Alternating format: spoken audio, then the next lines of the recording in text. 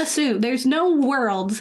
Like the worst case scenario that you could come up with is not the ending of Get Out. Yeah. Like there's no part of him, like he knows something is bad. He knows this is not safe and he's alone, but it's still like there's still a chance I could get out.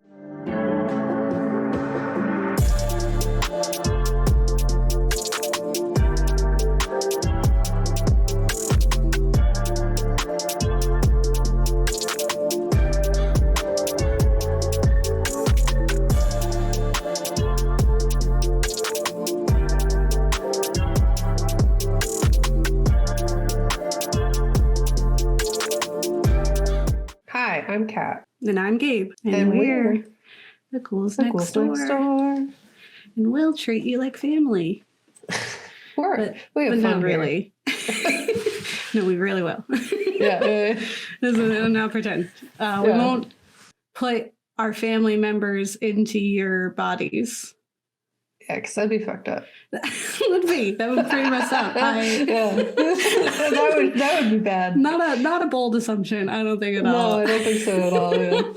Yeah. We are the media literacy show from a horror lens where we explore the real life, historical, and psychological reasonings behind our cinematic fears. And today we're talking about Get Out. Mm-hmm. The Jordan Peele original, one that shooketh the horror world. One of the best, I won't even just say horror movies, just one of the best movies to exist.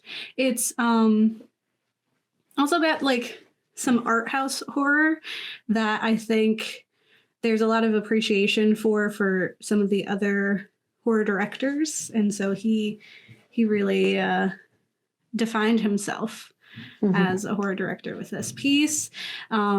We've credited it quite a lot in our show and on interviews and other things as really kind of revitalizing the political horror movement, although it's with the understanding that like horror's always been political. Yeah. This is just like a mainstream one that people understood that it was political and like respected it for being political, and also as a horror movie. Yeah, it got to be both. Yeah.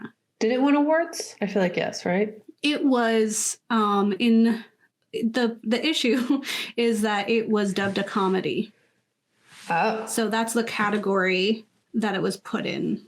Okay. And so it wasn't recognized as horror in the award space. Which, like, there are so many, we've said this ad nauseum, that there are so many horror films out there that really do deserve quite profound awards, and there's just not any respect for horror as a genre, considering how much work it does in, like, you know, helping us with trauma and also like, you know, expressing the fears, anxieties, and history of audiences everywhere in a way that, like, you know, drama. It's even like an empathy builder in a way that I don't always see in other genres. Like it really does like impact in a way that activates the parts of your brain that would be receptive to that. Mm-hmm. That you might not get in a comedy because you're just like, it's a fun time. It activates that. Yeah, no, I absolutely agree that horror can really unlock a lot of things, and it doesn't get any respect. And this film kind of, I think, started a lot of conversations and started for people to realize the power of media. And it's also just beautiful and also just a brilliant and good horror film. Yeah. The intentionality just like comes through in every single aspect of it. Yeah. And there's, I'll definitely talk about it. And we've talked about it. Like when people try to, you know, address certain traumas or issues in society, and then they do it from a place that isn't of care, and so they end up harming people. And it's also like, what, like, why this? What what's the purpose of this? What are you trying to do besides just like, you know, get a rise out of an audience? And this isn't that. This is like very genuine and caring, and also not holding back. Yeah. And I think that's great. And I'm so thankful for it. This is going to be a very long episode for our listeners. There's a lot to unpack. As you recall, last week when we were talking about Us, that was really tough to find one thing to talk about. Yeah. Because, I mean, this one, it's pretty clear what this is about, really, right? It's like racism and the fact that it's not gone, right? It's not gone, and that there's new faces to be worried about. And also, like, I wonder even... because at the time that it was made, right, the Obama administration, like a Trump era Get Out would look even more different because they ain't hiding anymore. Yeah. They're not even pretending. So yeah, it's very obvious what the film is about. It's not trying to pretend to be it's not trying to do a lot of things the way that Us was. Us has a lot of hats to wear, and it does a great job with all of them. But this will be long for a different reason because there's just so much to say. Yeah. And I can't say that I'll bring, a lot of new things to the table, but if you, for some reason, have been either living under a rock or something else has been keeping you from Get Out, I would say overcome whatever that is, because honestly, it is one of the... It's such a great film, and the horror is, more psychological, so that part can be something that you're interested in. I understand maybe not wanting to protect yourself, so you don't watch it. So I'll tell you all about it. Yeah. I'll tell you some cool things I thought were there in the making of the film. I think there's probably many a film studies class that now includes Get Out, and the fact that you have like a horror film on the syllabus is phenomenal. Yeah, I found like in my research just so many like articles written by like people who are in their like education journey. So it's definitely like theses being written about the film. It's cool. Yeah. Yeah, give me a job. I can talk about horror all the time and tell you all the very interesting things that you could learn. Yeah. But all right, let me jump in. So, Get Out is from 2017, which feels like a million years ago. Yeah, it was very long ago. It feels so old from now. It really does. It was pretty long ago. So it is about a young African-American visits his white girlfriend's parents for the weekend, where his simmering uneasiness about the reception of him eventually reaches a boiling point, and is directed by Jordan Peele. What a subtle way to explain this film. It reaches a boiling point, for sure. So let me tell you what happens. There will be spoilers in this episode, as per the usual. This is a film where pretty much everybody knows the spoiler. Same thing with Us. Like, that's not really where... I would say watching Get Out the first time, and the reveal was intense. So if you've somehow avoided knowing what happens and you've never watched it, please go watch it as a first time and then come back to Us. If you have watched it, you know the deal. So let's talk about what happens in Get Out. So Get Out is a film that effectively blends horror, comedy, and social commentary into a genuinely brilliant horror film.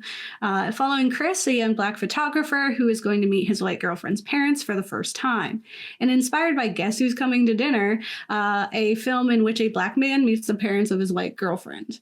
It's almost like Peele mentions that's part of the inspiration. Is very much like, what if that was scarier? What if all the like subtle fears were loud? You know, he loves saying the quiet part out loud. That's, I'm pretty sure what his podcast is called, Quiet Part Out Loud, and then Out There Screaming is their anthology film book, which I have. Nice.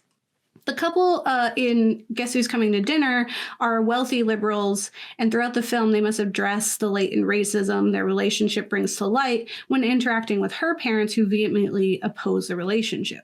So it's very similar where these are people of status. They've lived in this like expectation that it's okay. And then they encounter parents who are like, absolutely not. And they're like, whoa, really? This time, this day and age, which was a long time ago. So for us to be like, this day and age. And in a skillful blend of dramedy and absurd, Peele takes this plot and adds a second storyline reminiscent of Stepford Wives and Invasion of the Body Snatchers. So that's where we get the horror kind of section of that. So Chris's girlfriend, Rose, seems unaware of the stress Chris is experiencing at this impending meeting, not entirely understanding his caution. And on the other end of the spectrum is Chris's best friend, Rob, who serves as like comic relief throughout the film. And he's a comical TSA agent who is immediately against the meeting altogether. And he warns Chris that Rose's family and people like them, example, rich white people, be making people into weird sex slaves and shit. He just flat out was like, listen, that's what they be doing out there. And of course, like, we can laugh that off because it's an absurd scenario. And it's that parallel right in the beginning of like her being like, oh, I'm sorry, I didn't say my black boyfriend is coming to dinner. And he's like, but why didn't you? Yeah. Like, she doesn't, like, she appears to not understand why that even needs to come up because, she's colorblind. She just sees Chris. Right? She doesn't see color. And that's the problem. That's sure she doesn't. She absolutely does see color. She absolutely, yeah. But as far as we know at that time, she just sees Chris for Chris. She loves him. It's her first black boyfriend. The film unfolds with a fluid blend of comedy and discomfort. Though Rose's family aren't loud racists, their prejudices and innate racism speaks volumes. When Rose's father, Dean, tries to paint himself an ally, a white liberal, and asks, how long has this whole thing been going on? This thing. Chris smiles it away. He does a number of terrible things, including the fun, like, I would have voted for Obama a third time if I could, which she makes a joke of in the beginning. And then he does say it. And you laugh at it because you're like, ha, ha, people be like that. And later during an annual party featuring a plethora of uppity rich white people, what unfolds is a tense, uncomfortable, and at times truly terrifying series of events, including like a moment where Chris goes upstairs and everyone stops talking. Yeah. And then they look up and they're like, you're like, what the F? What? So starting slowly with odd comments on Chris's body, his history, and his blackness, Chris flexes those fine-tuned code-switching muscles with every outrageous question, touch, or assumption, and to every microaggression, Chris meets it with a smile and a laugh. He's incredibly uncomfortable, and we've talked about Get Out and Us in our 2-part Jordan Peele episode, and we talk about how there was that need for Chris to laugh off and the fact that he ended up in this dangerous situation because despite like those red flags and all the alarm bells going off, he couldn't do anything about it. Like those are always going off. There's always red flags and you have to just like shrug them off or play it cool, even if it's detrimental to your own health. And it's kind of like the way that he interacts with the cop in the beginning, how he's just like compliant. He's like, here, I'll give you my ID. And she's the one who's outraged. That's how he operates with everyone is a cop that we need to be like de-escalating for because they're not going to do it. So as absurd as the interactions are and as infuriating as Chris's reluctance to do anything about it, Peele's horror seeps into every interaction, leaving our hair on end. Though we don't know what, we know something is up. Again, they all stop talking and they say absurd things. And you're also laughing uncomfortably. You're like, oh God. Like if that happened in real life, oh my God. Eventually, the canary in the coal mine, Rob, finally gets through to Chris. After Chris ran into another black man at the party who was acting quite peculiar, that's the best way to explain it, he attempts to get a photo of him. And the flash causes the man to have a frightening reaction where he urges Chris to get out. Rob quickly responds to the picture, saying that the man has been missing for some time and his name is actually Andre, not Logan. He's definitely not in a relationship with this old white lady. I told you they've been making them into weird sex slaves and shit. Get out of the house. So Chris urges Rose to leave, who complies before turning on him in one of the best film reveals ever. It's one of my favorite moments in the film because it's like chaos, and you know he's like, he doesn't trust her. He found a bunch of pictures. Clearly she's not. Yeah, he found the box. He does not trust her. Yeah. But at the same time, it's like, I built this whole relationship up. Well, you don't want to believe that. Yeah, you want it to think that it's okay. You would not assume. There's no world. Like, the worst case scenario that you could come up with is not the ending of Get Out. Yeah. Like, there's no part of him, like, he knows something is bad, he knows this is not safe, and he's alone, but it's still like, there's still a chance I could get out. I like she's not evil. Yeah, they don't think that exactly. Yeah, like, he knows something's They up. don't think there's a basement with experiments. Yeah, there's not. This isn't Stepford Wives, you know. And that's kind of the brilliance of it too, right? And I think his genuine, like, he knows something's up. He knows, first of all, he's not her first black boyfriend. Second of all, he saw 2 pictures of people who have been walking around the house, so that's something wrong. So he knows something has occurred to those people and to Andre, right? He just doesn't know. He just knows, like, he's in danger. And when she is like panicking, like, I'm looking, and he's like, Rose, where are those keys? Like, that, like, stop. Because at first he's like, you know, he shouts at her, and then there's a moment of, like, that defeat. And then when she pulls it out, like, you know, I can't give you those, Chris. I was like, no! You know, they're like, you're kidding. So honestly, one of the best film reveals in the world. That's why I was saying, like, Don't Worry, Darling did not have that. Like, I knew that Jack wasn't shit. Okay, so when he turned, I was just like, what is this pathetic worm, man? I don't care. Like, I knew he's an idiot. He's not conspiring it. Like, it just didn't have the flair. It didn't have the fire, and nothing could. So turns out Rob was right. And in a way, the Armitages are turning people into sex slaves. You know, they're trying to get that lady, that creepy lady, a black husband. That's what Andre was being for that lady. So through absurd science, they have discovered a way to transfer the consciousness of their people, the Order of the Coagula, it's fun, into the bodies they deem superior, which just so happens to be black bodies. Right? There's a conversation in the beginning where Dean Armitage mentions that his dad was a runner and was beat out at the Olympics, and he has, like, this whole moment. He's like, yeah, you know, Hitler's up there, like, with his, like, Aryan race bullshit. And then he gets beat out by a black man, and it's like this whole thing, but without, like, explaining that, like, he took the wrong thing away from that.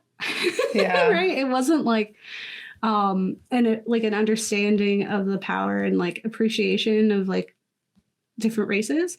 Instead it was like, oh, okay, we should have that one then. We just need their body and then we'll be cool. So having held a silent auction earlier in the day, Chris has been promised to a member of the Coagula. He is sent to a subconscious hellscape called the Sunken Place, which is accessed via hypnotism by Rose's mother, Missy, who is a psycho therapist. Though Chris avoids the Sunken Place and in a riveting third act fights his way through white people in white and black bodies to escape. In the final moments of the film, Chris kneels above Rose as she lays dying, shot in the gut by him, and he is tired, mentally exhausted, and hopeless when a wash of red and blue lights pour over him. And audiences everywhere, like, your stomach drops. Because you're like, oh, you assume he's done for, with the police here to take him away. But then you breathe a sigh of relief because it's actually Rob here to save him, thank God, in his little TSA vehicle. And now that you know what happens, let's dive into the film and why I think it's one of the best films made in the history of filmmaking, and not just horror, but just, like, as a film. That's why it's in all those studies. So Stepford Wives is to feminism what Get Out is to racism. So, as I mentioned earlier, Peele was greatly inspired by Stepford Wives, the original film and the book by Ira Levins. And also like a little Rosemary's Baby, also by Ira Levins. Invasion Body Snatchers, all them. He also has like a lot of motifs and references. He does this all the time to The Shining and other horror greats because he's just in great appreciation of horror as a genre. So both films, Stepford Wives and Get Out, feature a photographer, talented and independent, who is betrayed by their partner. For Joanna and Stepford, this betrayal comes from her husband wanting to turn her into a perfect housewife and a robot sex slave. For Chris, Rose doesn't even want his body. It's for somebody else. So Rose, like the husbands in Stepford Wives and Rosemary's Baby, is manipulative and seems like an ally until the very end. Like both films do that thing where it's like, they're not great, but they might also be a victim, right? Yeah. By their ignorance. And thanks to The Take, which is a really great resource for like analyzing film. They highlighted some of the similarities between Stepford Wives and Get Out because it's been a long time since we watched Stepford Wives. It's like 2020. I don't even know. So they say Rose's true allegiance is to her class and the privilege she's happy to enjoy.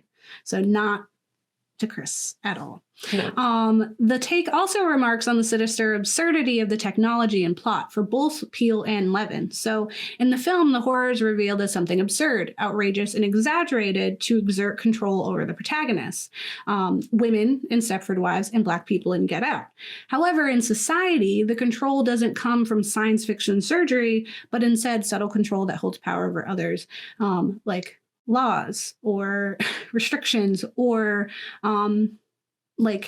social understanding, right? All those subtle things that are just ingrained in the way we operate. Or, I don't know, our prison system. While Stepford Wives speaks to feminist issues and absurdifies the threat of the patriarchy in Stepford, Connecticut, Peele uses Get Out to sound the alarm on the racism in our country as a whole.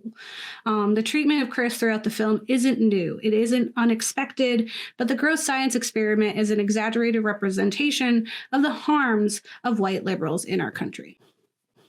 So that's the connection. All right, so let's talk about showcasing Black history and trauma without being traumatic. Peele skillfully weaves Black horror, fears, and history into the film. With each watch, I notice new things in the set design, the music, the wardrobe, everything. Here are some things to consider that I'm sure you've caught yourself or heard somewhere. So firstly, obviously, is the silent auction. In the middle of the film, the Order of the Coagula, which is this group of white people now putting their minds and consciousness into black bodies, holds a silent auction disguised as a silent game of bingo. This is reminiscent, obviously, of slave auctions of America's past, as Chris's Black body is literally being sold off by somebody else who claims to own him. Right? The Armitages are like, this is ours, we caught it, and now you buy it for whatever reasons. There's the cotton in the chair, so the way that Chris escapes the operation and avoids the sunken place is that he stuffs his ears with cotton from the chair that he's tied to. The leather has been ripped away because Chris has this like relentless scratching that he does when he's in a traumatic experience. It's like a coping mechanism that we see him do earlier in the film when he's first put into the sunken place. So this could be a reference to picking cotton, a common practice for enslaved people, only now the cotton is saving Chris's life. And it also made me think of Odysseus and his fight against the sirens in Greek mythology and using that idea of like closing our ears to avoid the siren's call. I was like, that's great. Yeah. I love a good, Odyssey reference. There's the fact that the Armitages house is a plantation-style home equipped with their own Black servants. And though these Black servants are inhabited by the elder Armitages, the bodies they are using are Black. Right? So the Black bodies are commodities and part of the property. The original people are not there. They're just objects for these crusty white people. Code switching. So Chris puts up with so much more than we think he should because most of this is normal, unfortunately, like some of the awful things that they say. Chris is not naive or easily manipulated. He's just used to silencing the alarms. And sing the alarm, right? When the white people arrive, they all arrive in Black cars in a row, like a funeral procession, and they're dressed like a funeral too. So that was just like a little Like they're ready. There's a lot of culty things, obviously, because it is a cult. The deer. So the deer motif comes up a lot in the film. So first we see a deer hit when Chris, which represents Chris, obviously, in danger and as prey. They hit them at the beginning, and that's when we first meet the cop. We also learn later that Chris's mom died after hitting a deer in the resulting accident. So that's just a incredibly touching moment for him. Like it's a traumatic experience to relive. Dean Armitage, the dad, remarks that all deer should be killed. They are taken over and should be put down. He's like, it's gotten out of control. They're useless. Yeah. Which is this unsubtle commentary on how he feels about Black people. It's so obvious. It's gross. Yeah. Chris encounters a deer in the Sunken Place made of bone, serving as a warning. And then lastly, Chris uses the stag head, which was originally mounted as a trophy, right? Again, representing Chris and the Armitages' intentions, but it is now a weapon. So there's a lot of like, we're repurposing things that have been used to harm us or historically harmed us. And then he like impales him. Yeah. There's the teacup. I found this great study guide on medianight.org. I'll get out media. I'll link it in the blog. But they had a few little references and things that I was like, I don't really think about that. So like the teacup. So the way that Missy hypnotizes people is that she like does this like circling with her teacup and it's like, shoo, shoo, and then she'll like click it. She'll like think, think. I read somewhere that it was like, that's what like slave owners would do. Like, you know, if they had like slaves in the home, it'd be like a think, think, and they'd know to come and serve them. But I don't know if that's true. But in this thing, they mentioned that the teacup and spoon that Missy uses as a hypnosis tool has a dual meaning. It is often seen as a symbol of civility and politeness, but the tea industry was founded on violent colonialism in Southeast Asia and everywhere. Right? Like we have the Boston Tea Party right here. But this, you know, attempt to control tea has caused lots of pain. So it's kind of like this duality of like, it's, you know, we're upper class, we're important. And then also, but we murdered a bunch of people to get this tea in the first place. Yep. The act of separating her milk from the colored Fruit Loops like a fucking freak is clearly segregation. This is something that Rose does at the end after she's like given up the facade of being his girlfriend. She wears like all white and she's like, you know, she's definitely like the femme fatale, like the Bunny Boiler type personality all of a sudden. And she like sometimes she's like scrolling for new, like she's looking at like basketball players. She's like, who is my new target? It's so weird. But yeah, it's besides the fact that it is the weird, like it's absurd. If I saw someone eating cereal separately, I'd be like, I can never interact with this person ever again. That person's a psychopath. But it's very obviously like it's colored Fruit Loops and her white milk. Yep. Can't even touch. Rose and Chris are often wearing red, white, and blue, which I didn't really notice. Me neither, she also wears blue. In the beginning, she's wearing a jean dress. But Chris never wears red because red is associated with the cults or just cults in general. So that same helpful study guide mentions that all of the Armitages and their guests wear red, which is a symbol of their secret society. And it's all like a pocket square might be red or a red scarf or something, right? So red, of course, is associated with blood, and they don't mind spilling lots of it to get what they want. Chris, however, wears no red whatsoever, and this is one of the things that marks him as an outsider. The scene at the family gathering, we see the motif of the color red being a representative of the hidden society. Everyone at the party is wearing something red while Chris is wearing blue. This represents his status as an outsider and the us versus them mentality. And also there's like the fact that Rose and Chris are wearing red, white, and blue. It's just like the American flag. Like I'll show the picture, but there's like one of him in his jean shirt, and then she's wearing a red and white striped shirt. Yeah. And I was just like, yeah, whatever, they got clothes. But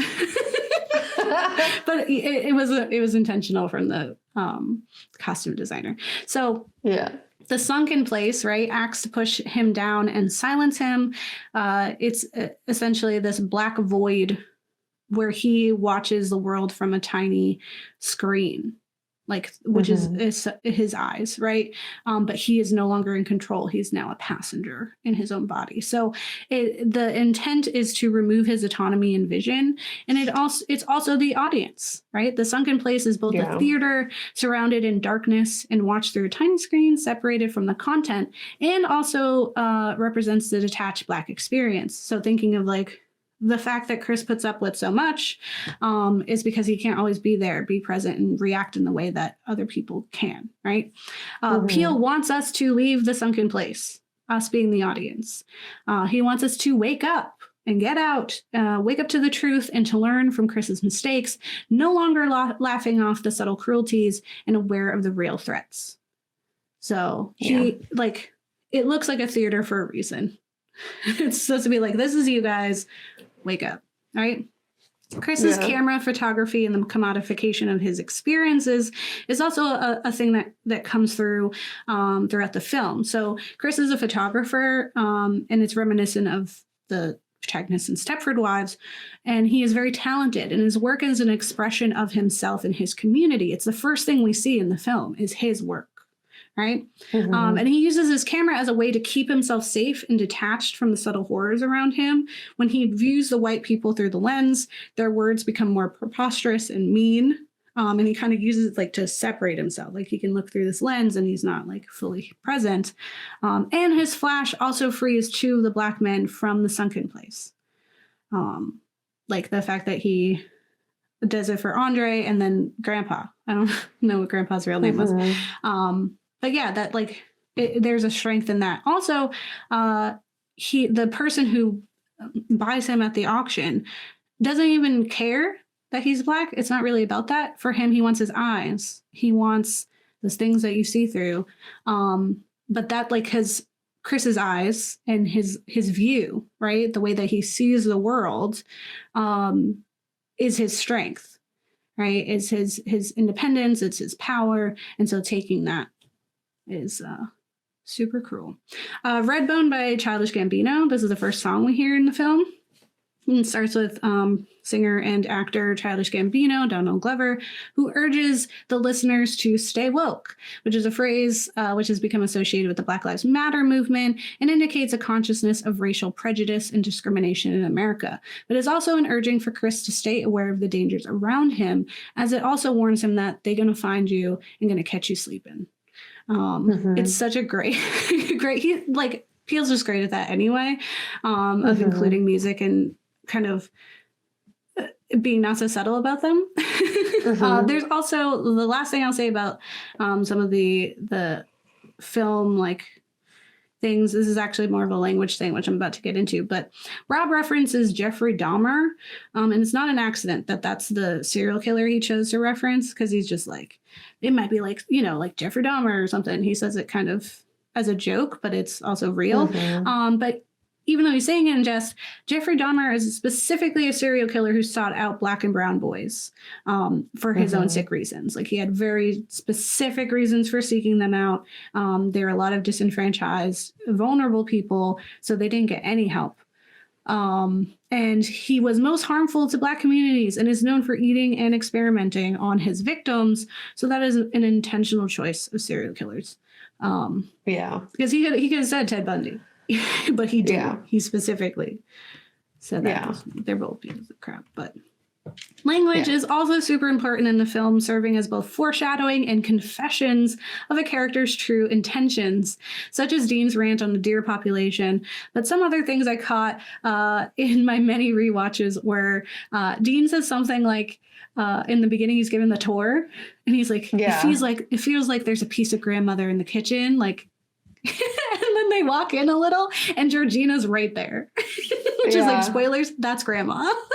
So like, I feel like it was a piece of grandma's sillier. I like cackled. But that's something you wouldn't catch if you weren't, like, you didn't know. Yeah, you didn't know. You were just like, it's scary. Because it is like a jump scare moment, because she's just standing there like, hi, I'm here to help you. And you're like, oh.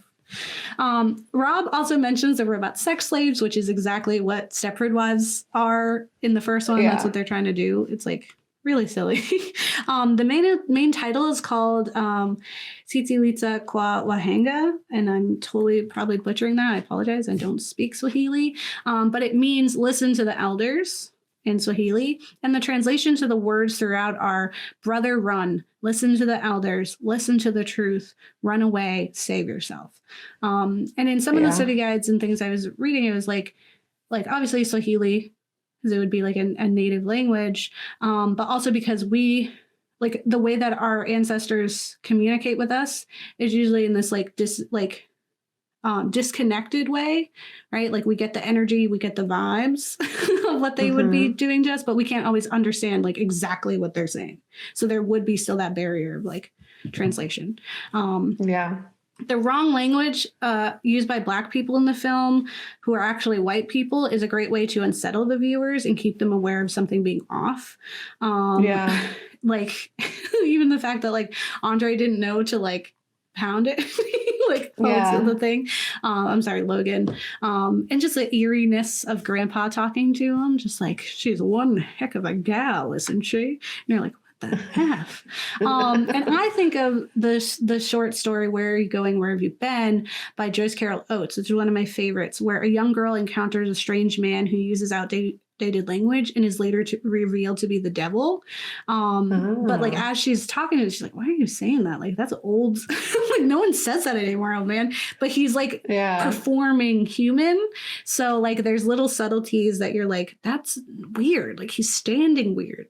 And so like that, whenever outdated language is used, I think of that and I'm like, what's up with that? And then also is like, people keep showing like treating Chris like an other. Like the point when they kind of like corner him and they're like, do you like being Black? Like, do you feel like being Black is cool? Or like, I forget what they say, but it's like really loud and stupid. And he like gestures to Logan to be like, can you contribute to this conversation? Because you're also a fellow Black man.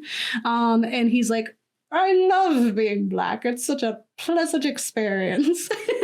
But like clearly Chris is like, why are they treating me differently than the other Black people here? And he even says like, I was feeling comfortable, like, you know, I felt more at ease because you were here because of the code switching thing.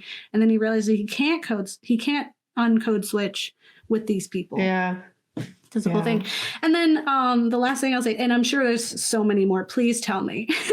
Please comment and be like, he also says this thing and it means this, because I love that stuff. But the last thing I caught and it made me cackle was that tour. The tour says so much, but he says, oh, don't go into the basement. Dean says this to Chris because there's black mold in there. And it's because there's a mold for Black people in the science experiments. So it's again, unsubtle AF. So here's a brief on the white liberal problem that Kat is going to go into way more detail in. But I did want to just like mention a few things because I was in that place in my brain. So, and because like that's the point of this film.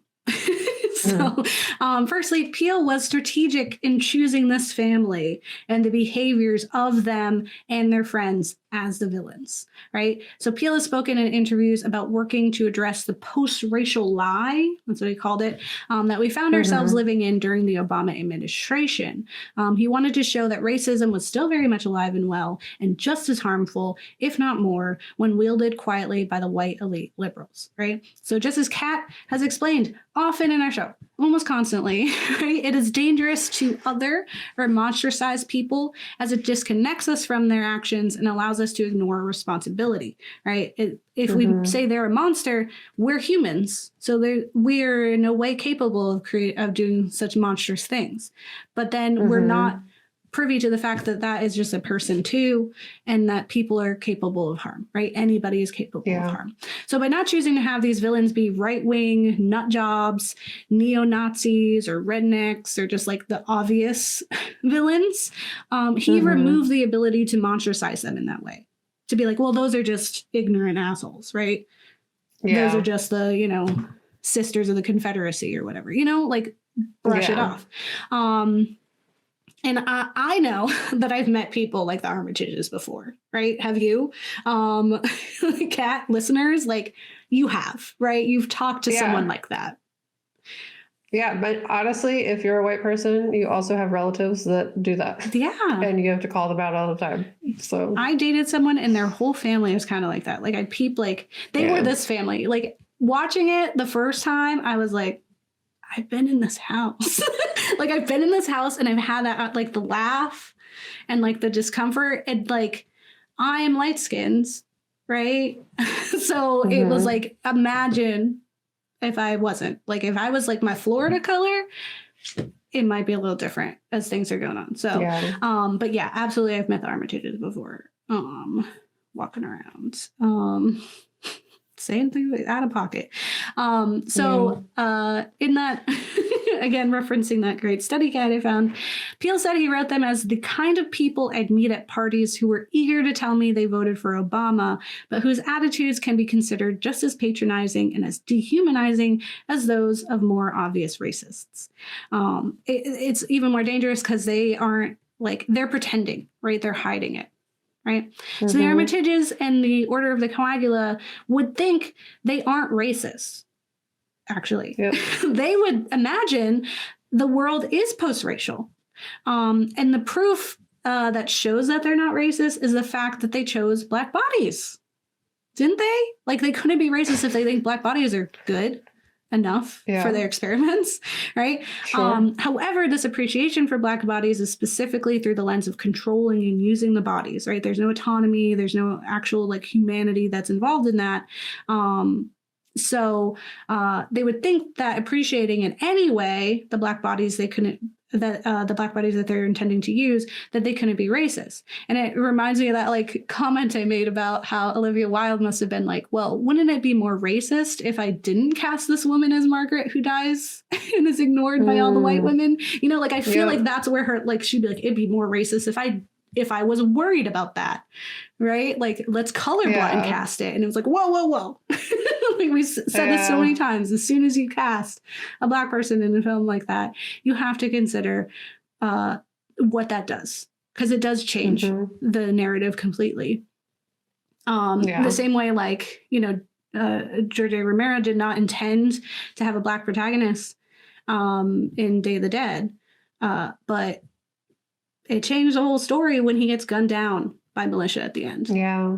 Like, well, yeah, it's a whole thing, but I'll get into my section. But it's just a lack of self-awareness that's like really essential into that. And like your motivation too, where it's like, why do you not want to be perceived as racist? Is it so people will like you or because you actually care? That's super real. I love it. Yeah. And you have to shift that in order to do a lot of that deprogramming. Yeah, because if you see it like, because the system is racist, right? Like we all have things that we have to unlearn, societal things that you just like grow up believing or understanding, even without you knowing that fully, right? And so if you act like affronted, right? Like insulted, immune, right? You're kind of taking responsibility for it too, in that way. Like if you're like, I'm not right, it's like, you are. We all are. Everyone is. That's what race. That's what it is. It's a system. Or a lot of it's not a person. It's a system of oppression. So we have to acknowledge that first, and then be like, okay, I'm trying to unlearn. Yeah. So exactly. Thanks, Scott. So the last thing I wanted to talk about was this idea of Black trauma versus Black horror, because I think Get Out is a brilliant social commentary film that effectively scares us without re-traumatizing us, right? So earlier in the season, while talking about culture shock, we discussed the appreciation we had for the delicate care taken with the content of the film, given the reality that reality around these issues are so horrifying, right? Peele was also incredibly caring in his execution of the message, and I've mentioned often in the show this idea of asking, who is this for when we're watching a horror film? That's Media Literacy 101, right? Intent. A part of that question of like, who is this for, is what is the intent of the film? Because knowing what the film wants to achieve can help us understand who it's for and how we should feel about it. quite honestly, right?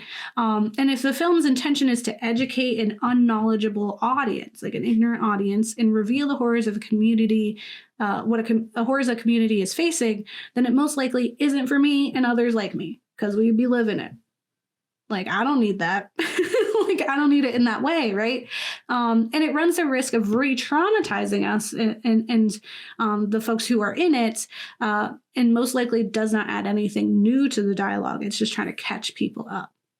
However, if the film is for us and by us, then we can have a film that offers us catharsis. And I watched this phenomenal video, highly, highly recommend for y'all. It's going to be linked here, by Princess Weeks, titled Black Trauma versus Black Horror, where she essentially reads my minds. I was like, thank you. And she addresses the problems with films like Antebellum and Them, or media like Antebellum and Them, because Them is a show. But these are two pieces of media that the Ghouls have intentionally not covered. I threw out the option of Antebellum, and it was quickly like, no. We don't have to always cover the bad stuff. These films are sensational at best and unnecessary at worst, and putting Black harm and history on display for shock value, not catharsis and healing. She said something that really stuck with me. She said, catharsis in horror is for the victim, not the perpetrator. Yeah. And I was like, facts, damn. And that feeling is for us. And when a film is made with us in mind, it can be freeing, providing a release of tension and fear. But when it's in the wrong hands, like we as the audience are in the wrong hands and with the wrong intentions, the film can result in further harm.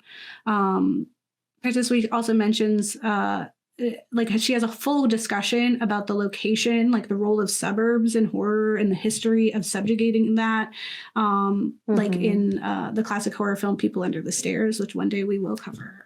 It's one of my favorites. Yeah. It's getting remade by Monkey Paw Productions, so it'll definitely come up. So also she has a whole commentary on mental health in horror and more, and I highly, highly recommend a watch.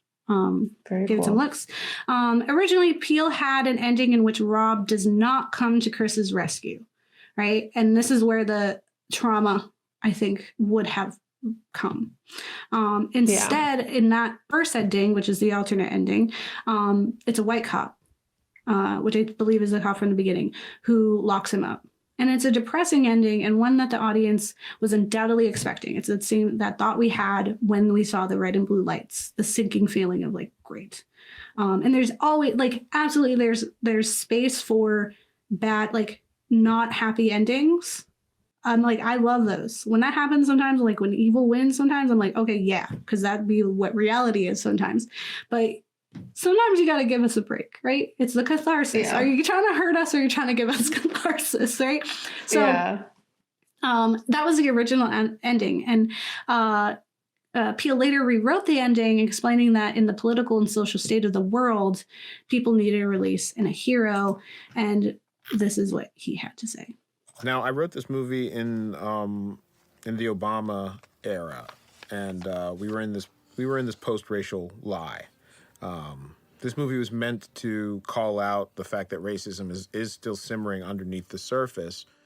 By the time I was shooting it, it was quite clear that the world had shifted. Racism was being dealt with. People were woke, and people needed a release and a hero, which is why I changed the ending and had Rod show up at the end. Thank you, Peele. That is why I have an appreciation. That's why Chris is on my wall. I also have Nope back there. I don't have anything us related yet. So if you got some cool art, let me know.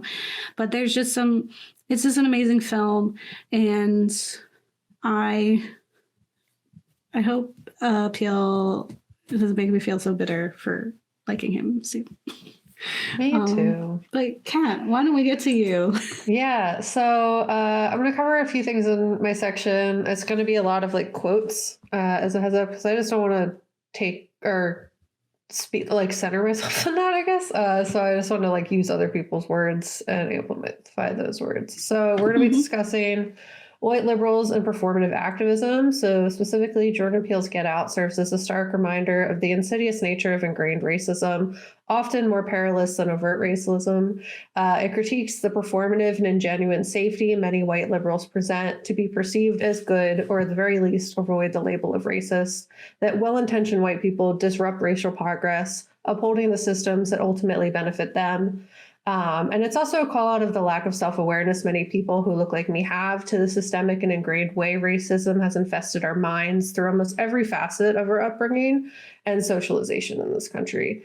That is something that it is something that is systemic and ruthless, and looking at it, acknowledging it alone does not make it go away. That being aware is only like the first and bare minimum step in unlearning and deprogramming that indoctrination.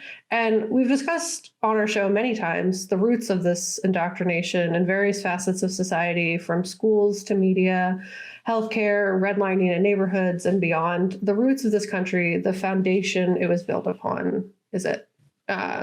So Get Out placed a spotlight on the dangers of northern suburbs for Black Americans and the very real way white liberals cause harm. And both groups reinforced that over the years that followed. Like after the film, it was like, oh, look, and everyone show their ass. And we voted for Trump. Well, not we, but the country. People who look like me largely did, and I'll get into that. This is harm that has been systemically erased, minimized, or silenced whenever possible.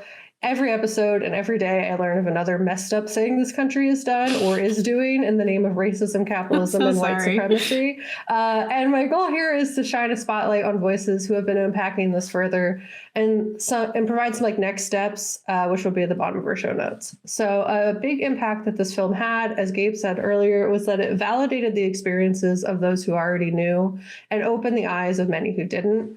And in a book titled Jordan Peele's Get Out, Political Horror, edited by Don Keatley, they say, by setting his film in a northern state, Peele's plays with our audience's own prejudices about liberalism's relation to race. The concept of good and progressive whiteness plays into the churning evil within the film and the distress viewers feel while watching this. Iris Marion Young criticizes the type of colorblindness exhibited by the Armitages, noting liberal sentiments sometimes prompt us to assert that grouping by race, sex, religion, ethnicity, region, and so on ought to carry no more significance than grouping by hair color, height, or the make of car that we drive. Such an invocation calls for groups to be considered as mere aggregates, a classification of persons according to some attribute they share. Seeing race as anything other than a political structure is to decontextualize the oppression perpetuated by that structure. The result is maintaining the status quo with regard for social framework. Whiteness in the hands of the Armitage family becomes a tool as effective and malicious as Dean's scalpel and Missy's teacup. So the point being that violence comes in many forms, trauma is enacted in many forms, racism goes beyond overt instances, and that even silence, complacency, well-intentioned actions can be equally damaging, perpetuating oppressive systems. The subtle harm is more insidious, catching people off guard without the emotional preparation, akin to a sucker punch, making the impact even more significant. To unpack this further, in an article on Black Feminist Collective titled 6 Ways I Have Faced Anti-Blackness by White Liberals in Organizing Spaces by Stephanie Younger, Stephanie speaks to their experience with white liberals and how they witness white liberals perpetuate harm. It's a great read, so I recommend reading her words directly, as well as checking out Black Feminist Collective if you haven't already. Their website is filled with so many informative articles, as well as resources. And in the article, Stephanie discusses their experience in these spaces and the many ways white liberals disrupted those spaces by saying white liberals who claim to be anti-racist while forcing Black women into the same spaces as their overly racist counterparts, policing how we respond to oppression, and speaking over us to center their own voices are part of the same problem. As long as they continue to do so, they will never see the significance in doing what it takes to act upon their claims that they practice anti-racism. She speaks to a very real issue that connects to a lot of what Jordan Peele is critiquing in Get Out. It is the best represented by the character of Rose, who in the whole film performs the role of an ally in many ways, who feigns shock and disgust when her family and family friends show their asses without holding them accountable, really. Like, she's just like, don't do that. Oh, I'm going to talk to them. Oh, this sucks. Yeah, like she doesn't actually hold them accountable or provide them with any kind of consequences, which is like her showing that she's a part of it. you know? So up until the end of the film, where we see how deeply they are committed to upholding and uplifting white supremacy in the depth of their betrayal of Chris, Rose is perceived as a good white person with room to grow.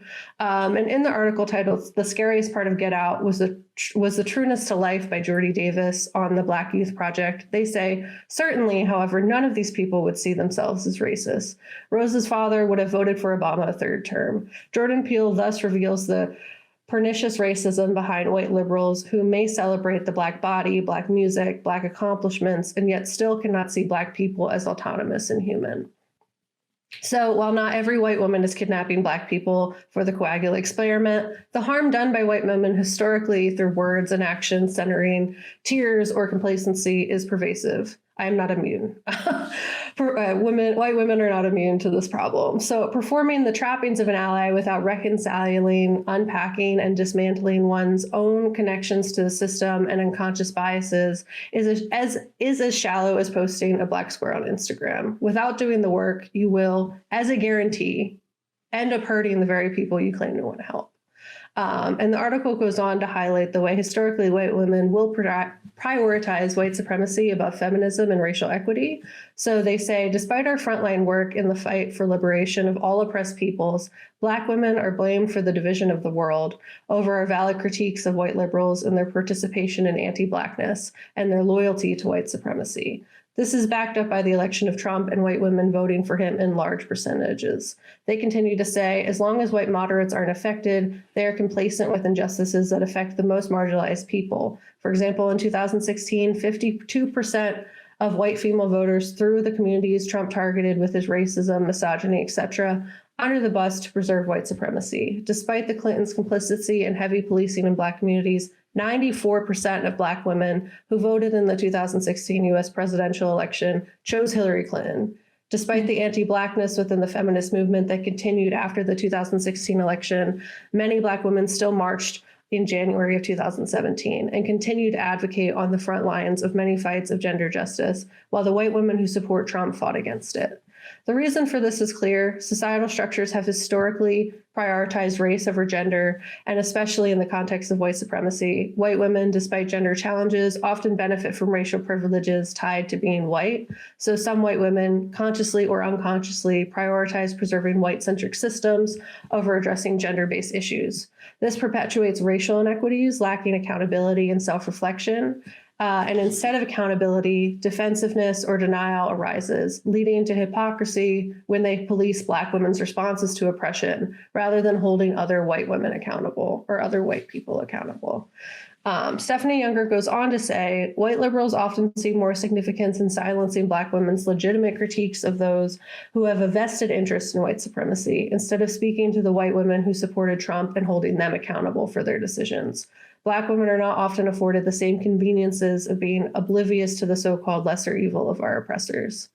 A part of being anti-racist for white people is to hold other white people accountable for their racism and for the choices that they've made that have resulted in direct harm to Black people and BIPOC people in America at large. Additionally, it is holding oneself accountable for the same thing. In Younger's article, they reference another title called White Feminism is White Supremacy in Heels by Rachel Elizabeth Cargill for Harper's Bazaar. They say it's made painfully obvious that many white women believe that the worst thing that could happen to them is to be called a racist.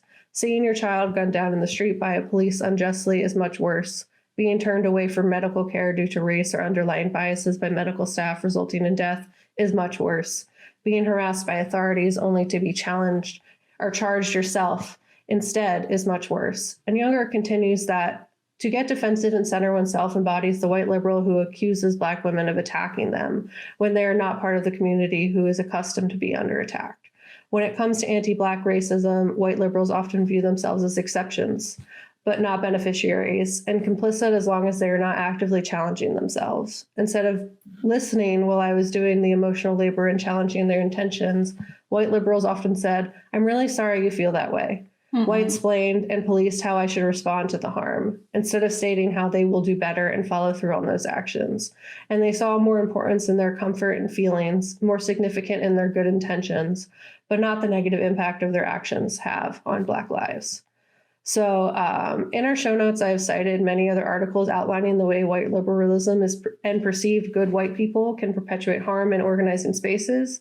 And I recommend giving them a read if you'd like additional information and additional voices. I quoted like one person a lot. So like if you want other articles that kind of back that up, it is in our show notes and they're very interesting. And there's also one that really stood out for me that was about how kind of like in the aftermath of 2020, seeing like where we are now in 2024 and how like with people just knowing about stuff has not made a societal impact. If anything, there have been multiple instances of people reinforcing like white supremacist values. Example of Philadelphia, we have a very heavily policed area. There's a bunch of laws being passed that hurt Black people and are like definitely racist. So it's a lot happening in the world that kind of shows like the kind of backpedaling that's taken place and like kind of like the lack of dedication to actually unpacking those things and like dealing with their own roles, I guess, does that make sense? So there's a lot to be said there. So I recommend looking at the show notes and reading those articles. The next thing I'll be covering is the hijacking and theft of Black bodies in Get Out and the impact of white supremacy on like consciousness. So another prevalent theme in Get Out is the hijacking of Black bodies and the way whiteness and corporations try to commodify and steal Black movements, bodies, and culture for economic gain and social power. When white supremacy intersects with capitalism, the results are commodification. And I have a handful of articles linked in our show notes that I recommend reading through. Additionally, if you want to unpack that further. But some quotes that really stood out to me in Jordan Peele's Get Out Political Horror, edited again by Don Keatley, begin in the introduction where they say, the anxieties of Get Out, in other words, are twofold, encompassing the appropriative desire of whites for Black body, as well as the anxieties of African Americans that surviving and thriving in white society risks succumbing to white interests. And the interest of white people being to commodify the Black identity in place of overt slavery. This is seen in how white people, as well as corporations, steal Black culture, hairstyles, holidays, and movements for social and economic power, profiting socially and economically without addressing a harm, as well as like the true theft taking place. This was most recently prevalent throughout 2020 in the countless corporations and dollars spent on DEI campaigns without actual changes to board diversity or wealth distribution, as well as the hashtag Black Lives Matter messages that went out, and the commodification of Juneteenth and merchandising of both. Yeah, I saw that Juneteenth ice cream. Yeah, and it's like they said, Black is in, Black is hip. That's what the order of the coagula said. Yeah, and I mean, more recently, even considering what's happening in Palestine, is that Starbucks, in attempts to like mitigate their issues with being boycotted, essentially started to resell. They had mugs that they made previous in the year that were watermelons, and they've started actually putting them back on the shelves in attempts to get people to buy them and think that they're cool, and not actively funding genocide. So little things like that. The commodification of movements is gross, ultimately. Yeah, there's a really famous white author. She has like this fantasy series, and she made this post on like Instagram where she was like really sad about what happened to Breonna Taylor. But the post was to like promote or like launch the cover of her third book or something. And people were like, this is disgusting. Yeah. Like you can't like in the same breath.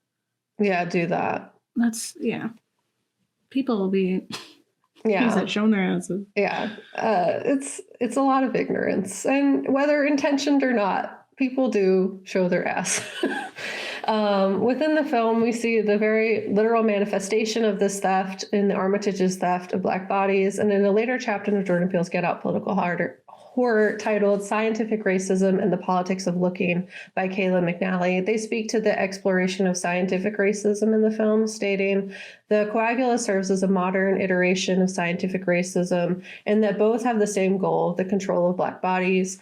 I think there is value in laying bare the way scientific racism by and large encompasses an attitude that feeds into the concept of race itself, as well as the way it pervades how race is represented in Get Out. Everyone with one exception in the coagula is white, and all their documented victims are Black. This points towards the pathology within the coagula. They don't need to verbalize their racist intent because it speaks for itself. Similarly, the discourse surrounding modern scientific racism is about abilities, metrics, and environments, not about race. The lack of discussion of race, both in the film and in real life, allows plausible deniability when it comes to malicious racial intent, and it is a conversation defined as much by what is not mentioned. So in many ways, the American system acts as the coagula, manipulating the narrative to achieve the same plausible deniability that occupied the early 2000s facade of a post-racist world.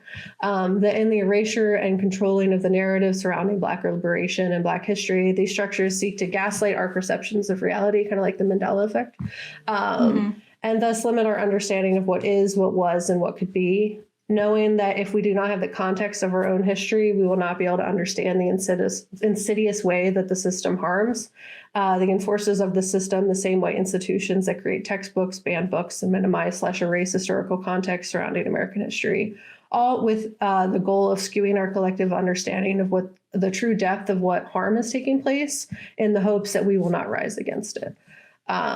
So in another point made by the Don Keatley introduction, it is the cost to survive a white supremacist system and the way that impacts consciousness and identity. The theft white society places on Black consciousness, specifically, they speak to, as philosopher Lewis Gordon put it, there are some, after all, who can move through the white world so long as they offer themselves as Black bodies with white consciousnesses. This can manifest in code switching and the mask that is expected of Black people who operate in white spaces to maintain. Kareem Abdul-Jabbar claimed Get Out leverages the body horror plot and invasion of the body snatchers precisely and dramatize this persistence of slavery by other means. And they say that unless the body is free from others trying to control its actions and free from constant threat of injury or death, that body, that person, that people are still enslaved. And Keatley's introduction moves on to the views of W.E.B. Du Bois, saying that they famously called the fear double consciousness, which risks becoming an outright co-option. And this is manifested literally in Get Out, where the Armitages and their allies seek not only personal benefit, although that is significant, but they also want to ensure that inside every African American is a white man pulling the strings. And Get Out, in short, is a parable of complete colonization. To unpack this further, recognizing one of the systems that perpetuates the subversion of identity in academia, and in an article titled Get Out, Structural Racism and Academic Terror by Renee Nicole Allen, they unpack the ways in which academia and law schools commodify and steal Black identity to uphold white systems and /white benefit at the expense of Black heart. So they say, for people of color, law schools are a metaphorical sunken place. Though not literally screaming, legal scholars and law students have been telling stories of academic horror for decades, and since law schools have taken little action to address structural racism, we can conclude our screams have gone unheard. While our bodies aren't being stolen, they're being used to promote diversity and further the appearance of anti-racism. The appropriation of anti-racist rhetoric helps law schools capitalize on personal or public personas of racial justice while doing little to address the power structures that protect faculty members who, under the guise of academic freedom, inflict harm on marginalized students, staff, and faculty. In 2020, in the wake of a national reckoning with race, law schools joined in the plethora of institutions espousing commitments to anti-racism. But law schools cannot satisfy their commitments to anti-racism without dismantling the policies and traditions that implicitly and explicitly perpetuate racism. In the legal academy, real-life horrors are rooted in structural racism. Anti-Black racism is present in every aspect of American life, including the legal academy. Thus, even in academic spaces, to be Black and conscious of anti-Black racism is to stare in the mirror of your own extinction. And they continue their point, kind of offering a critique of the film. If you read the entire article, which I recommend, it was actually very interesting. And as a reflection on the years following the film's release, essentially just stating that, like, unfortunately, the overall impact that we've seen in since 2017 has shown that, like, seeing it is not enough. We need to be doing things.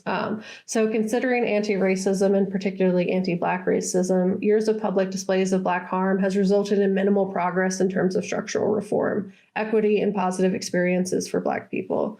This is demonstrated by the fact that since the hashtag first appeared in 2013, People have continued to rally around the concept of Black people simply mattering out of the necessity as Black people continue to experience death, violent harm, explicit and implicit racism. And in 2022, despite the adoption of the hashtag Black Lives Matter as a rallying cry from people of all races, Black people in all spaces, including academia, are still expected to put trauma on display to be of importance. Of the most egregious examples of academic terror is the persistence of law professors who insist on using racial epithets to refer to Black people in total disregard for the harm of Black students and Black faculty repeatedly expressed in terms of cause, that the such terms cause. Do legal academics need multiple examples of academic terror to understand that it exists? No, and such enlightenment is not my goal or my responsibility. So if you found that section interesting, I recommend reading their entire paper on the topic. It kind of goes into like Get Out and how academia reinforces kind of like the white liberal goal. And it was very interesting, and kind of the hypocrisy of institutions and their reaction to like that film, but also like 2020 and on. So in our blog, I'll include additional reading materials for you if you want to explore those further about all these topics, as well as some next step resources. I'll call some out just so you have them if you don't go to our blog. It is the Black Feminist Resource List from fall 2023. Has a lot of stuff. There's Palestine Academy that kind of has a bunch of resources on how to help right now about what's happening in the genocide. The Show Must Be Paused just gives like that context of how like white liberalism impacted the Black Lives Matter movement and then like kind of ways to combat that. And the Movement for Black Lives has a website full of resources. There's Stop Cop City. There's a bunch of cop cities being built across the country. Mm-hmm.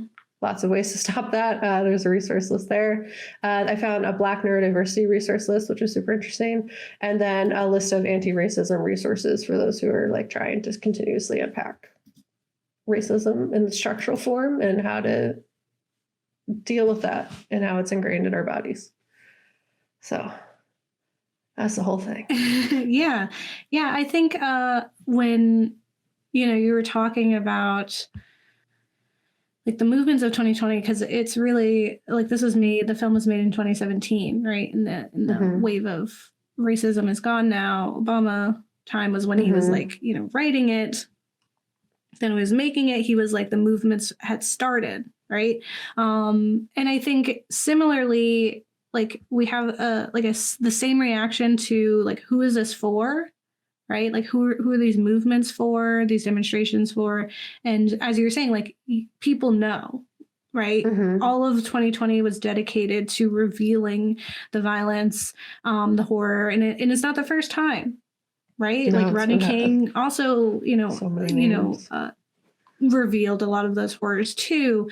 And I will say like 2020, 2021, a lot of that was really re-traumatizing. It was a really tense time for people who knew of those horrors, who understood that there's, many a night that was just absolutely heartbreaking. It was so hard to even get there. And even before that, right? Like mm-hmm. we covered one episode kind of like sensing that tension, and it was really rough for me to even talk about. And that was before, it was before the summer, right? Before things mm-hmm. really erupted. And so it really brings me back to that, like, who is this for? And that comment of like, catharsis is for the victim, not the perpetrator. Mm-hmm. And so there is some care that needs to come through with that too. Like, we can't just keep inundating folks with the horrors of it and like the violence, and like that's just causing more harm every time we show like the violence that's being done to these communities, instead of being like, okay, we know, we can acknowledge that those things happen, what can we do about it? And I think also like the harm that comes from like one person was saying where there was like this patrolling or controlling of the way that we react to mm-hmm. that harm, right? Like there's a perceived way that you're supposed to, like, the responsible way. Mm-hmm. And especially like coming out of, MLK Day, right? All the specific quotes that people choose to highlight. And they always, miss out on the ones where he was saying that there's a time and a place for when we can be, violent, when you can protest, when you can actually like fight back, and when you've had enough, right? And so, I think there's like so many levels to that just telling someone how they're supposed to feel and react to that harm is harm too. And it's like equated to those people in the film. So I think even though, they weren't like the over expected villains, right? Like they weren't like the right wing nut jobs, right? They were still kind of absurd, that I think so many people can look at that and be like, well, I'm not them. I'm not that bad. And it's like, but you've probably said something like this and you didn't even know. Yeah, it's just like not recognizing the self-awareness, like what you're saying. It's not realizing the instances. If you don't have that every time that you've done something or said something messed up in your head, then you can't fix it. You know what I mean? You can't do better the next day. So it's very like the lack of self-awareness and seeing people that look like that and being like, I know no one like that, or I've never said something offensive. It's like, yes, you have. Absolutely. I have, yeah, same. And I'm like, okay, now I can learn, right? And I think like, there's, especially I have these interactions with folks who are just like, that's the way it always has been, or like, that's the way I grew up. And it's just like, aren't you angry about that? Yeah. Why aren't you mad? Because I'm mad. Right? Like I'm angry that that's the way that I grew up. I'm angry that there's things that I have to unlearn, that there are things that I was taught to believe about other people and myself, like things I had to unlearn about myself. Right. And my perception of me, and some like not even knowing the harm and trauma that I was going through because of these little microaggressions that like I grew up with. Right. And so for me, I'm just like, I'm angry about those things. Like, it's not like I'm angry that like if you call me racist, that's not what makes me angry. I'm angry because it's true. I'm angry because everyone is, and not everyone's doing something about it. But I'm angry that we go so far as we do with that understanding. And so for me, it just like makes me crazy when people are like, that's just how it is. Like, isn't that infuriating? Yeah, that's the problem. Yeah. That's how it Don't is. you It hate that? way. Like, because that says more to me, like, because it's not an excuse, right? Like, it's not a defense. It's just an explanation. Basically, that's how it's always been. Like, yeah, that sucks. So what are you doing now? Yeah, like you could still grow. Like you could still be better. So yeah. And it's also like a lack of recognition that like another way did exist before. We made all of this up. So we can undo all of those things and do a different thing that's allowed. Yeah. It doesn't have to be this way. We don't have to do it that just because it's been this way for the last hundreds of years does not mean we need to keep doing that. Yeah, or even like, when people think of like ICE, right? And the fact that they've been here for a blip of time and people like treated them like they were a foundation of our country, and they're not, right? Like we don't need them. They are babies. Because racism is a foundation of our country, but they're like of course we would always have that. Already were doing that, but no, I think just such that's how things have always been. Okay, yes. And like facts continue. What else? What can we do about that, friend? Absolutely. So a lot of things. So many things. First of all, just acknowledge. I think so great episode, Kat. Good job. You too, man. As always, I love, hearing from your section and learning things, or hearing from other people too, like kind of sharing those resources. Definitely check out the blog for more information. We'll be linking things. Like I said, check out Princess Weeks, because that was just a great piece, and just other things that she does is really great. We've definitely referenced her before. So lifting that up, because you're doing the work, and I think that's great. Yeah, and we we have more of this series. We will not be covering Nope during this series. We're, as much as we love covering Jordan Peele, just because like his works are so great, and I really do love Nope. It's over there on my wall. Yeah. It just doesn't fit here because this is a new year, new me. Series. And unfortunately, the new me was going to be white people in your body. So, that we like terrible white people in your body. Not to be mean, Kat, I don't think anybody'd be taking your body. Oh, it's broke. Yeah, it's made of garbage. If anything, that's okay. You'd be like, "Can I come in there?" No, I'm kidding. Is there a new body I could be in? No, I'd like a robot one, not a human that already exists one. Yeah, who we forced to be a passenger in it. Yeah. But yeah, so Nope doesn't fit, but we'll have some other ones coming up. And, I hope you enjoy it. Let us know what you think of Get Out. If there's things, again, filmmaking things, language, color theory, props in the background, like whatever you want to highlight. I love that stuff. I'm such a sucker for those things. And that's why I geek out so hardcore for something like Get Out and Us. Like a lot of things you were referencing for this and how it was like, the medical experiments and the control of these bodies. I was like, that's us. Like he just like expanded. He was like, there's a whole, just kept going, class of people who were, being abused, but but it's there because unfortunately those things are linked. And there's a reason for it. So thank you for watching this, slightly longer than usual episode. These ones have aired towards longer anyway. And there's lots to say. Don't get married though with your kids. Yes. Yes, there's lots to say. And yeah, we'll just leave it at that. Some of these get really sad.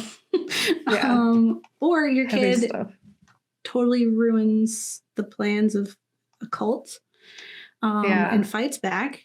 And now I guess we just have to figure out what to do about the rest of the coagulas. Yeah.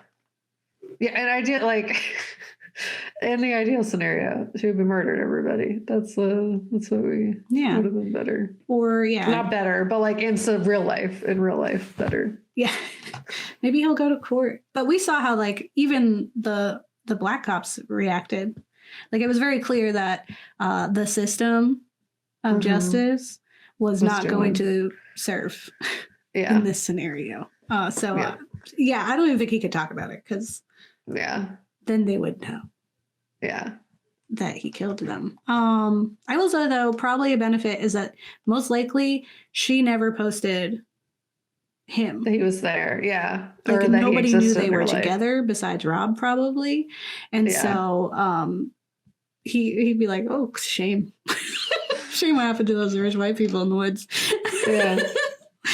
Okay. All right. Bye, y'all. Bye.